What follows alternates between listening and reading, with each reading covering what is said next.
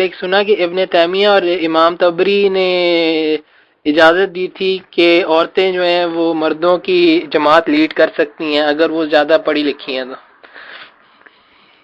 نہیں، امام ابن تیمیہ نے تو نہیں اجازت دی، عورتیں عورتوں کی کر سکتی ہیں۔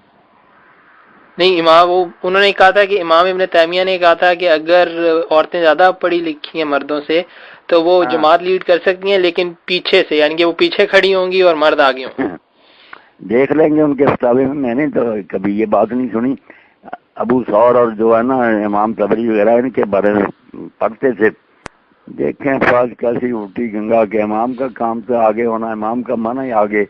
ہاں تو وہ پیچھے کھڑی ہوں کرنے والی باتیں۔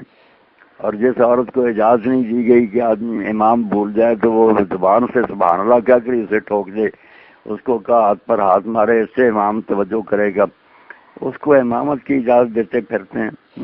نہیں تو وہاں صاحب اس میں یہ مسئلہ یہی صحیح ہے نا کہ نہیں اجازت عورت کو کسی بھی نہیں اجازت، چاہے وہ بہت زیادہ پڑھی لکھی بھی ہو، عالمہ بھی نہیں ہو۔ پڑھی لکھی ہونے کے یہ ہے کہ جو حنفی حضرات کہتے ہیں کہ عورتوں کی امامت بھی کرائیں تو یہ مکروہ ہے،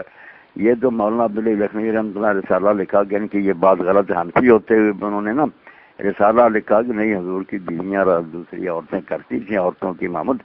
تو اپنی امامت کرائیں عورتیں عورتوں کی، تو وہ تو ٹھیک ہے، مردوں کی امامت نہیں درست۔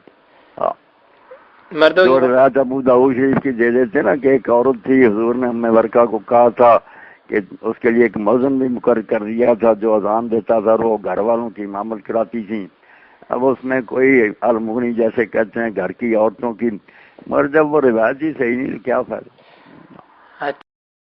اچھا، آپ نے وہ چیک کیا کہ امام ابن تیمیہ نے عورتوں کو اجازت دی؟ وہ امام ابن تیمیہ کا میں نے دیکھا، انہوں نے یہ مسئلہ بیان کیا کہ بہت سی چیزیں دین میں جو اصولاً تو غلط ہیں مگر ضرورت کے تحت وہ جائز ہو جاتی ہیں، جیسے کہتے ہیں امام کے آگے کھڑا ہونا مقتدیوں کا یہ غلط ہے،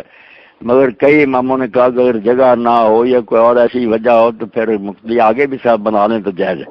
اسی طرح کی یہ بات کہی ہے کہ عورتوں کی امامت بھی ٹھیک نہیں اصل میں،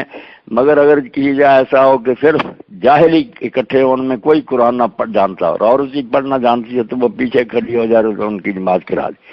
اور بھی کئی مثالیں اس طرح کی دی ہیں کہ خود یہ چیزیں ناجائز ہیں مگر ضرورت اور حاجت کے وقت جائز ہو جاتی۔ عام نہیں کہا کہ امامت کرائی یا کوئی اچھا کام ہے، لیکن اب ویسے یہ